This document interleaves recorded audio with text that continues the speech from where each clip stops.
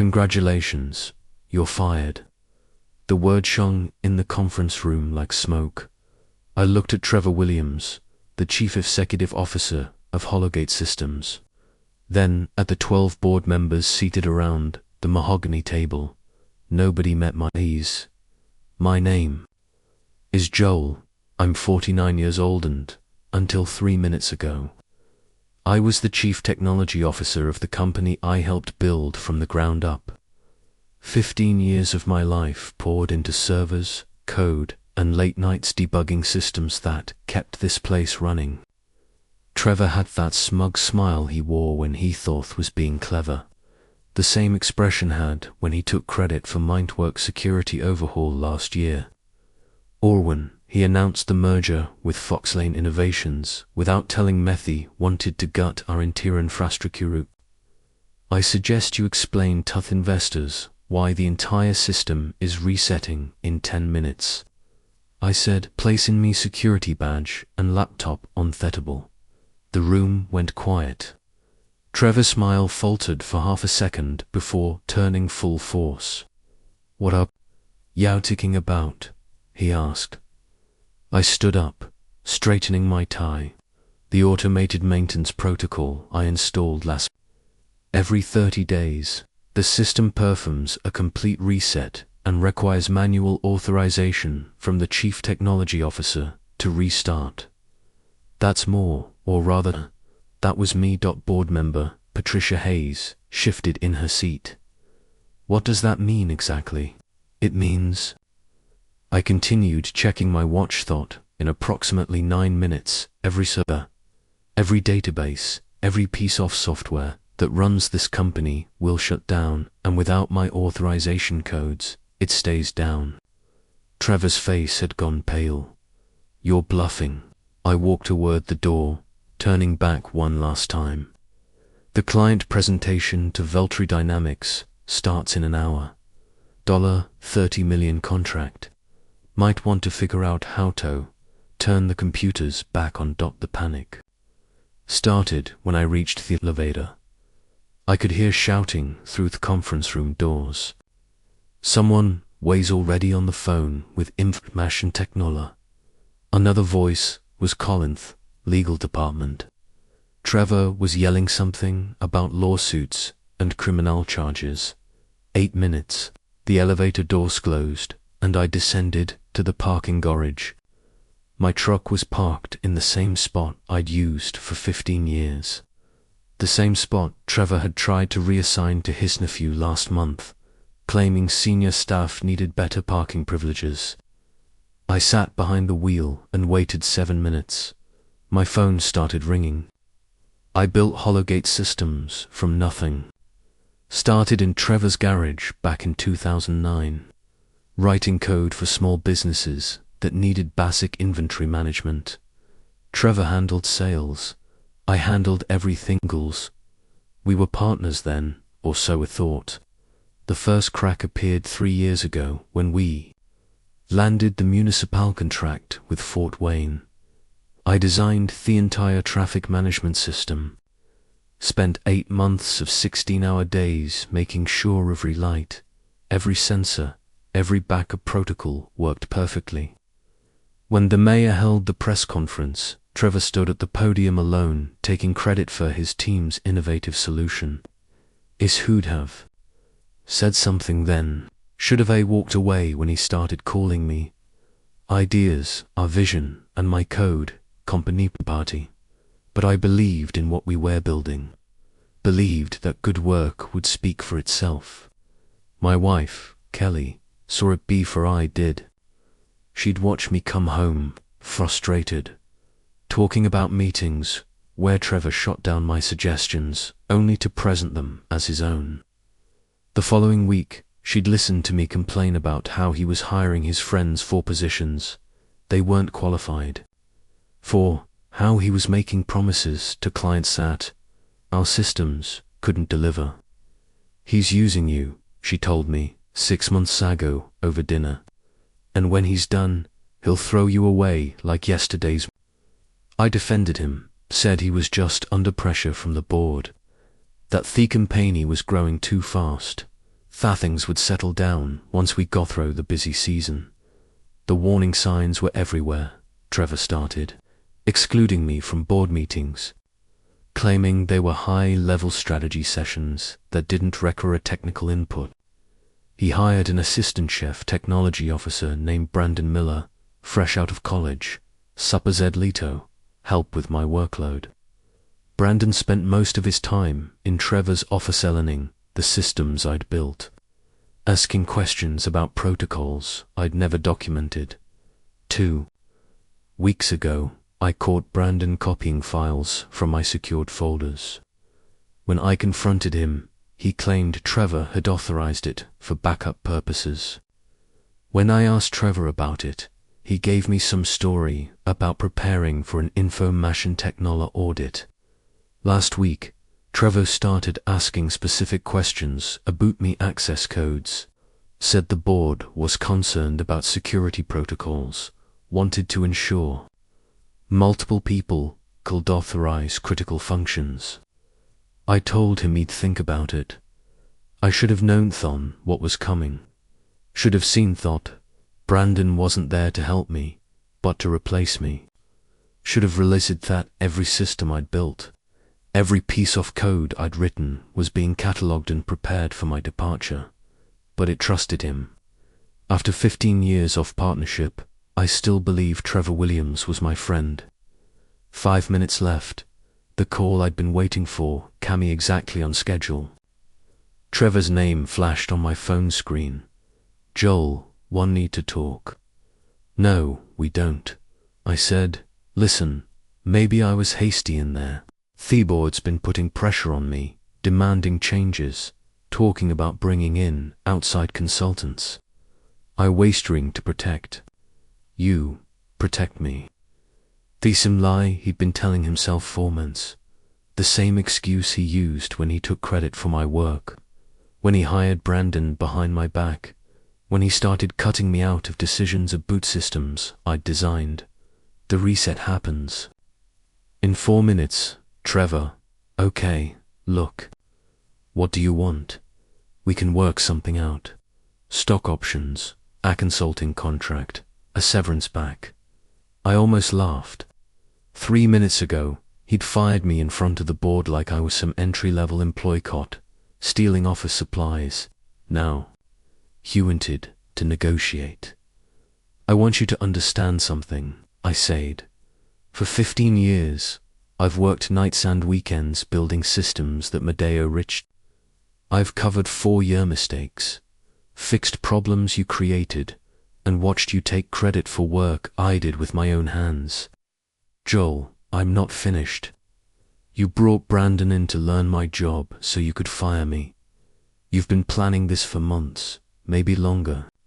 The only thing you didn't plan for was this. 3 minutes through the concrete walls off the parking garage. I could hear car doors slamming, people running. Someone away is probably racing to the server room, thinking they could manually over a deed shutdown. They couldn't. I'd learned years ago to build redundancies into redundancies to protect the company's data, even from the company itself. What do you want? Trevor asked again, and I could hear the desperation seeping into his voice. I want you to remember this moment, I said. I want you to remember that for 15 years I was loyal to you. I believed in this company, believed in what we were building together. And you threw it away, Beckers. You were afraid of looking weak in front of the board, 2 minutes. The Veltri Dynamics presentation starts in 58 minutes, I continued. $30 million. Without the demonstration system, you forget nothing to show them. Without the client database, you don't even have their contact information. I could hear voices in the background, people shouting instructions, keyboards clicking frantically. How do I fix this? Trevor asked. 1 minute. You don't, I said, and hung up.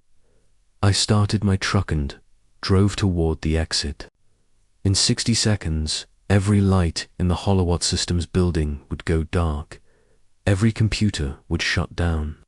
Every phone system, every security camera, every piece of equipment that kept the company running would stop. And for the first time in 15 years, Trevor Williams would have to solve a problem without me. I knew because I was sitting in Brennan's diner on Coliseum Boulevard, drinking coffee and watching the news coverage on the television mounted above the counter. Technical difficulties plagued local software company ran across the bottom of the screen while our reporter stood outside the Hologate building, interviewing confused employees who'd been sent home early. My phone rang constantly. Trevor called 17 times. Brandon called 8. Patricia Hayes from the board called twice. I let them all go to voicemail. At 3:15 p.m., the building lights came back on, probably by pulling back drives from the emergency storage and rebuilding the network from scratch. It would take them days to restore everything to full functionality. At 3:47 p.m., my phone rang with a number I didn't recognize. Mr. Turner, this is David Foster from Foster Collins and Associates. We need to discuss your actions today. A lawyer, Trevor, was already building a legal case. I haven't done anything illegal. I said, sabotage is a criminal offense, Mr. Turner. Intentional damaging computer systems, disrupting business operations, causing financial harm to the company. The district attorney might be very interested in your activities. I almost smiled. They thought they could intimidate me with legal threats, the same way Trevor had been intimidating me with Job. Security threats for months. I implemented a security protocol designed to protect company data. I said the system worked exactly as intended. If Hologate Systems no longer employs qualified personnel to operate their technology, that's not my problem. You deliver a situation where you were the only person who could restore your operations. I created a situation where the chief technology officer had to authorize a system restarts. I was the chief technology officer until approximately 2:30 p.m. today. The lawyer was quiet for a moment. Mr. Turner, I think you're underestimating the seriousness of your situation. The Veltri Dynamics contract was lost due to your actions. $30 million in revenue. Multiple other clients experienced service disruptions. The damages could reach into their hundreds of millions, hundreds of millions. Trevor must have fed Jim inflated numbers, hoping to scare Minto compliance. The contract was lost because Trevor Williams fired his chief technology officer 10 minutes before a critical presentation. I said, poor management decisions aren't my responsibility. We have documentation showing you created unauthorized access restrictions, implemented shutdown protocols without board approval, and deliberately withheld information necessary for business operations down. I understood they weren't just threatening me with criminal charges. They were building a civil case, claiming I'd sabotaged the company. Trevor was going to sue me for damages, try to take everything I owned, destroy him financially so I could never compete with him. Document this, I said. Any legal action taken against me will result in full disclosure of all Hologate Systems security availability to the public. Every unpatched system, every shortcut Trevor approved against my. Let's see how many clients want to work with a company woes former chief technology officer testifies that their systems are fundamentally insecure. The line went quiet. Your threatening toe revealed proprietary information. I'm promising to tell the truth of both companies, technical capabilities, and our oath if necessary. I hung up and ordered another cup of coffee. 20 minutes later, Trevor collapsed again. Joel, we need to meet face to face. No lawyers, no board members, just us. Why? Because this is getting out of hand. Because we used to be friends. Because maybe there's a way to fix this that works for everyone. I thought about it. Trevor was scared now, realizing that legal threats weren't going to make his problems disappear. He needed something from me, and he was finally ready to negotiate from a position of weakness. Brennan's Diner on Coliseum Boulevard. I said, 1 hour, I'll be there, but I already knew wouldn't come alone. Trevor arrived 43 minutes later with Brandon Miller in tow. I watched them through the diner window. Trevor pacing in the parking lot while Brandon sat in the passenger seat off a black BMW I didn't recognize. Company car, probably. Another perk Trevor had authorized for his new favorite employee. They sat across from me in a corner booth. Trevor, looking haggarded, and Brandon avoiding eye contact. The kid was nervous, probably worried about Weather's role in today's events might cost them coffee, I asked. Trevor shook his head. Let's just get to business. What's it going to take to make this go away? Make what go away? Don't play games, Joel. You know what I'm talking about. The legal threats, the system vulnerability, all of it. Name your price. I leaned back in the booth. You think this is about money? Everything's about money. That was Trevor Williams in a nutshell. Everything reduced to dollars and cents, profit margins and quarterly reports. He'd never understood that some people worked for reasons beyond their bank account balance. Tell me something, I said. How long have you been planning to fire me? Trevor glanced at Brandon, then back at me. It wasn't personal.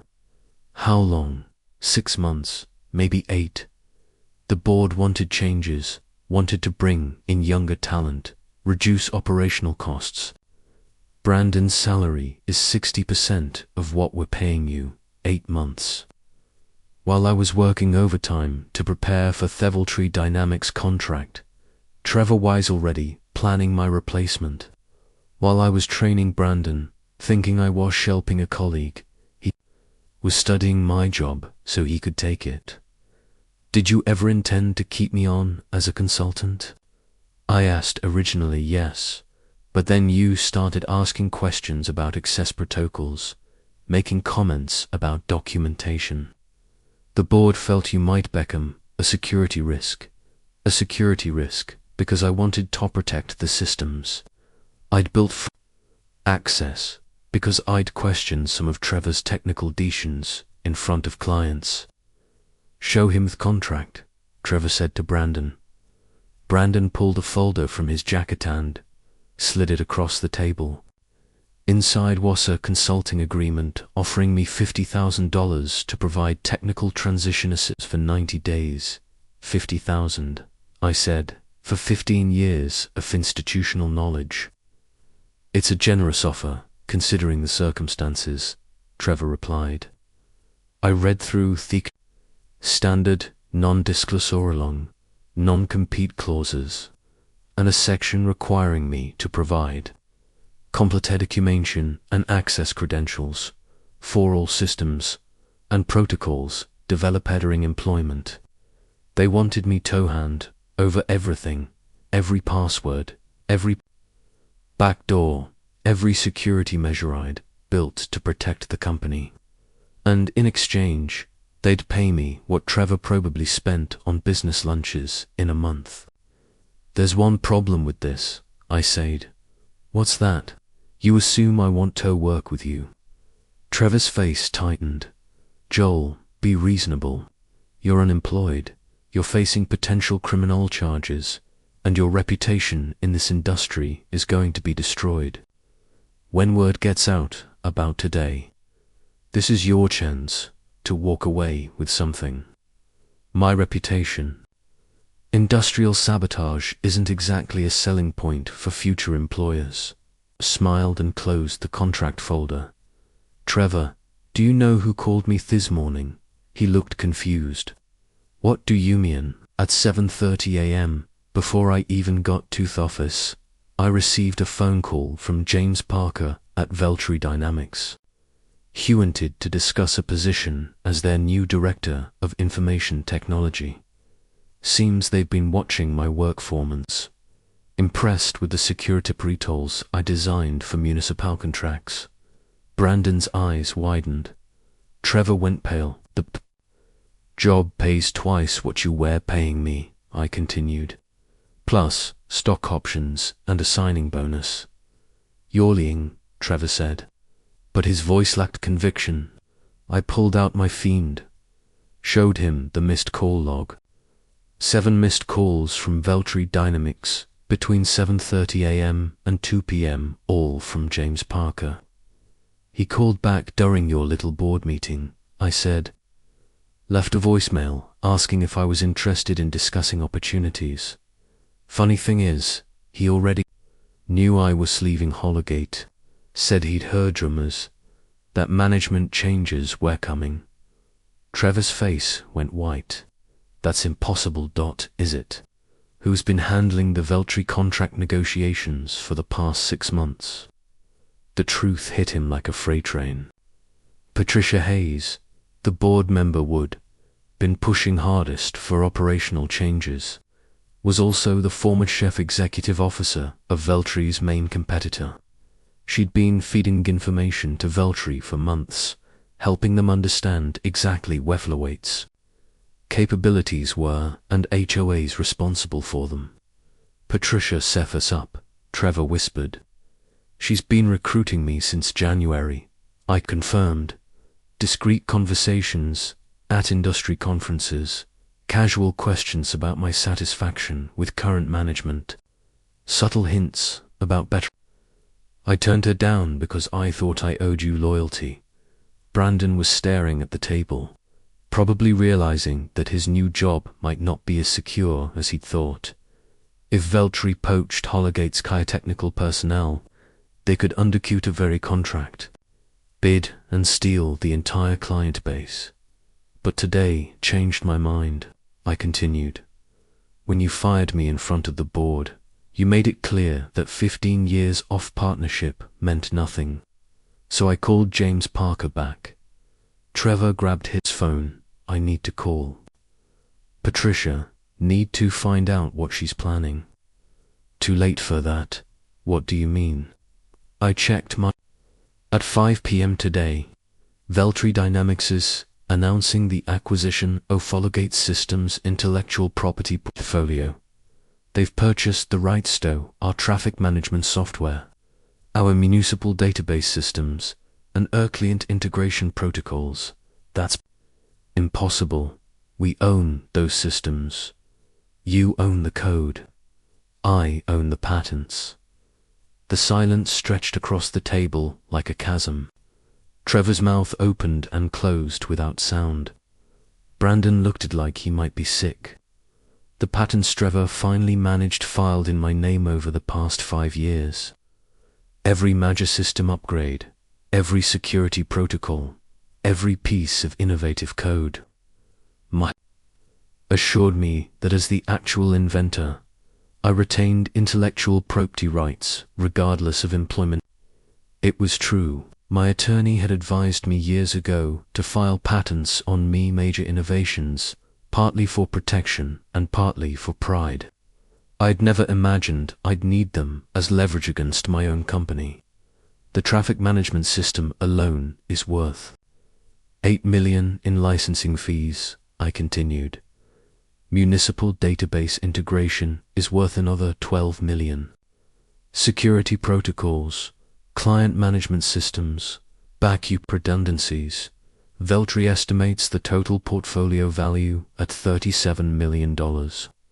Marathon the contract Trevor had lost by firing me more than Hologate's annual revenue, enough to put his company out business if a competitor controlled its technology. You can't do this, Trevor said. I already did, signed the licensing agreement an hour ago. Veltri gets exclusive rights to my patents for 5 years. In exchange, I get a director position, equity in their company, and and 20% of all licensing revenue. Trevor was staring at me like I'd grown a second head. The same expression he'd worn earlier when I told him about the system reset. The look of a man realizing he'd miscalculated badly. "What happens to Hologate?" Brandon asked quietly. "That depends on Trevor," I said. "Veltri is willing to negotiate a licensing agreement that would let you continue using my patents for a fee." "How much?" 55% of gross revenue. The number hung in the air like a death sentence. The bankruptcy filing came 6 weeks later. I was sitting in my new office at Veltri Dynamics Reviewing System, architecture appliance for a municipal contract in Phoenix, when my assistant brought me the news. Hologate Systems had filed for Chapter 11 protection, citing unsustainable operational costs and loss of key intellectual property rights. Trevor had tried to fight it. He'd hired 3 different law firms, challenged my patent claims, and even attempted to have me arrested for corporate espionage. Nothing stuck. The patents were legitimate. The licensing agreement is ironclad, and my departure from Hologate had been entirely his choice. He'd also tried to operate without me systems for 2 weeks. Brandon and a team of contractors attempted to rebuild the infrastructure from scratch, creating new code to replace the patented algorithms. The results were disastrous. Client databases crashed, security patrols failed, and the traffic management system for Fort Wayne went down for 36 hours, causing chaos throughout the city. The lawsuits followed quickly. Fort Wayne sued for breach of contract. 3 other municipal clients terminated their agreements. Veltri Dynamics, now armed with my proven systems, swept in tow capture every abandoned contract. Patricia Hayes resigned from Hologate, board 2 days before the bankruptcy filing. She'd already accepted a consulting position with Veltri, helping to integrate acquired assets and transition former Hologate clients to new systems. Brandon Miller lasted 3 months before Trevor had to let him go. The kid wasn't qualified for the position he'd been hired to fill, and without my systems to maintain, there wasn't enough technical work to justify his salary. He ended up taking a job with a small startup in Indianapolis, making half what Trevor had promised him. The final blow came when the bankruptcy court approved the asset sale. Veltri purchased Hologate's client list, office equipment, and remaining intellectual property for less than Trevor owed in legal fees. The company that had taken 15 years to build was liquidated in a single afternoon. I didn't attend the auction. Instead, I spent that Thursday morning working with my new team on a security upgrade for Indianapolis Airport. Real work, technical challenges that mattered, projects that would be credited to the people who actually designed them. Kelly met me for lunch at a restaurant near the Veltri offices. She'd been supportive through the entire transition, never questioning my decisions, never suggesting I should have handled things differently. "Any regrets?" she asked, over soup and sandwiches. I thought about it. Trevor Williams had destroyed our partnership, betrayed 15 years of trust, and tried to steal credit for my life's work. But his actions had also freed me from a situation that was slowly destroying my passion for the work I loved. "None," I said. She smiled. "Good, because James Parker called this morning, Hewens, to discuss expanding your team at Veltri. My ideas were valued, my contributions were recognized, and my name appeared on every patent application. The signing bonus had paid off our mortgage. The stock options would fund our retirement. The salary was enough to let Kelly pursue her art full time, something she'd dreamed about for years. Trevor Williams, on the other hand, was working as a regional sales manager for a software company in I'd heard through industry contacts that he was making about 30% of his former salary, living in a small apartment, and telling anyone who would listen that his former business partner had stolen his company. Brandon Miller had found work debugging legacy systems for a company that specialized in maintaining old software. Patricia Hayes was making more money as a consultant than she'd ever made as a board member, helping other companies navigate acquisition strategies.